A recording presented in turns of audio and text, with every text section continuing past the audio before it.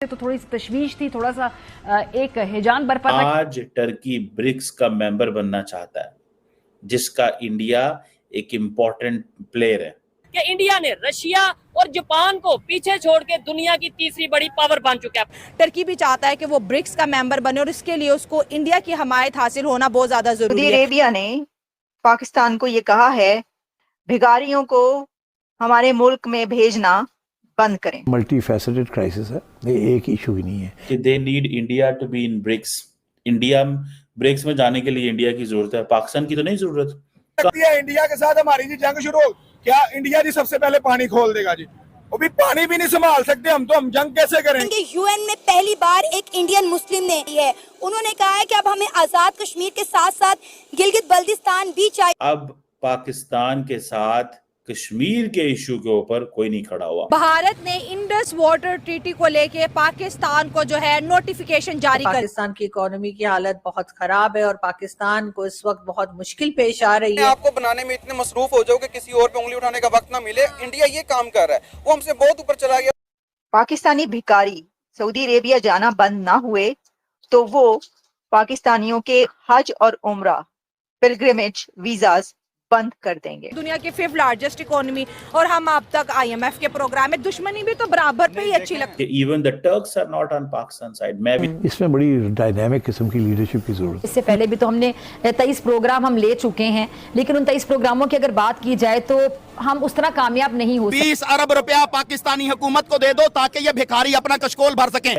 उसमें उसमें कश्मीर का जिक्र कोई नहीं किया।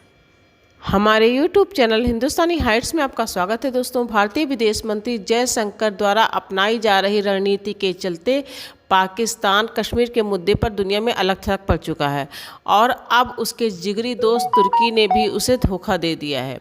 पाकिस्तान को बड़ी उम्मीद थी कि संयुक्त राष्ट्र महासभा में भाषण के दौरान तुर्की के राष्ट्रपति तैयब एर्दोगन कश्मीर के मसले पर ज़रूर कुछ बोलेंगे, लेकिन एर्दोगन भी बेवकूफ़ नहीं हैं। उन्होंने चुप्पी साधना बेहतर समझा। उन्होंने गाजा और यूक्रेन का तो जिक्र किया, लेकिन कश्मीर मसले का नाम भी नहीं लिया। माना जा रहा है कि ब्रिक्स में तुर्की शामिल होना चाहता है और ब्रिक्स में भारत एक महत्वपूर्ण स्थान रखता है। अगर भारत आपत्ति करेगा तो तुर्की के लिए वहाँ पर समस्याएं हो सकती हैं। इसीलिए अब तुर्की के राष्ट्रपति ने भी कश्मीर के मुद्दे पर पांव पीछे खींच लिए हैं। सब देखकर पाकिस्तानी खिसियाए जा रहे हैं कि भारत का बढ़ता रुतबा देखकर अब हमसे हमारे जिगरी यार दोस्त भी कन्नी काटने लगे हैं, कोई भी हमारा समर्थन नहीं करना चाहता। टर्की के जो प्रेसिडेंट हैं रजब तैयब एर्दोगान, वो हमेशा कश्मीर का जिक्र यूनाइटेड नेशंस में किया करते थे, जनरल असेंबली में। इस दफा उन्होंने नहीं किया। बाकी ममालिक भी जो हैं वो अब जिक्र नहीं करते। 2019 में इंडिया ने जो कश्मीर का एक स्पेशल स्टेटस था वो रिमूव कर दिया, तो टर्की के वजीर आजम ने उस वक्त शोर मचा दिया। लेकिन आज टर्की ब्रिक्स का मेंबर बनना चाहता है, जिसका इंडिया एक इम्पोर्टेंट प्लेयर है। सो टर्की को इस चीज का पता है कि अगर हमने कश्मीर का जिक्र किया या तो हमारे लिए मुश्किलात पैदा हो सकती। उनको इस चीज का एहसास है, उनको इस चीज का एहसास है और उनको इस चीज का पता है कि अब पाकिस्तान के साथ कश्मीर के इशू के ऊपर कोई नहीं खड़ा हुआ। कि even the Turks are not on Pakistan side. Pakistan के प्राइम मिनिस्टर शहबाज शरीफ जो हैं वो कह रहे थे मेरी बड़ी जबरदस्त मुलाकात हुई है रजब तैयब एर्दोगान से, हमने फलस्तीन का जिक्र किया, हमने गजा का जिक्र किया। उन्होंने ये नहीं कहा कि उन्होंने कश्मीर का भी जिक्र किया। जो स्पीच तैयब एर्दोगान ने यूनाइटेड नेशंस में की है उसमें कश्मीर का जिक्र कोई नहीं किया और ना ही उन्होंने किसी और चीज का पाकिस्तान के वाले से जिक्र किया। इसी को कहते हैं डिप्लोमेटिक आइसोलेशन। आपको पता है कि इस वक्त इंडिया जो है इट इज बीइंग कंसिडर्ड। अभी एक लोई इंस्टीट्यूट है अमेरिका के अंदर, उसने बेसिकली जो पावर है उसको रैंक किया है, ठीक है जी, कि एशिया के अंदर which country has what power, ठीक है जी। और 2024 की जो एशिया पावर इंडेक्स है जिसे कहते हैं ना, जो इंडिया को they have put at number 3, ठीक है जी। ये जो एशिया पावर इंडेक्स है, इंडिया 3rd है ओवरऑल पावर में, ठीक है। अमेरिका और चीन इससे आगे हैं। ये एशिया के अंदर देखा जाए, ठीक है जी। इसका मतलब यह है कि इंडिया का इन्फ्लुएंस बढ़ा है। इंडिया की जो मिलिट्री कैपेबिलिटी है, इंडिया का कल्चरल इन्फ्लुएंस जो है, इंडिया की इकोनॉमिक कैपेबिलिटी, डिफेंस के नेटवर्क्स कैसे हैं, इकोनॉमिक रिलेशनशिप दुनिया में किस तरह के हैं, ये सारे फैक्टर्स बताते हैं कि इंडिया का इन्फ्लुएंस कितना है। सो इंडिया का ओवरऑल जो इन्फ्लुएंस है वो बढ़ा है, और यही वजह है कि तैयब उर्दगान पीछे हट गया। तैयब उर्दगान ने क्या, मिनू की लोड़ है, आप जाके पढ़ें तैयब उर्दगान की स्पीचेस, आप जाके देखें कि जिस तरह वो बोलते हैं। आज देखें कश्मीर के अंदर अगर इलेक्शंस हो रहे हैं तो सारी की सारी डिप्लोमेटिक कम्युनिटी कश्मीर में पहुंची हुई है, सारे के सारे जो फॉरेन डिप्लोमेट्स हैं वो कश्मीर जा सकते हैं। लेकिन मैं आपको एक बात बता दूं, पाकिस्तान के अंदर कोई भी खैबर पख्तूनख्वा के अंदर नहीं जा सकता। अभी थोड़े दिन पहले 11 डिप्लोमेट्स गए थे तो वो एक धमाका हो गया वहां पे।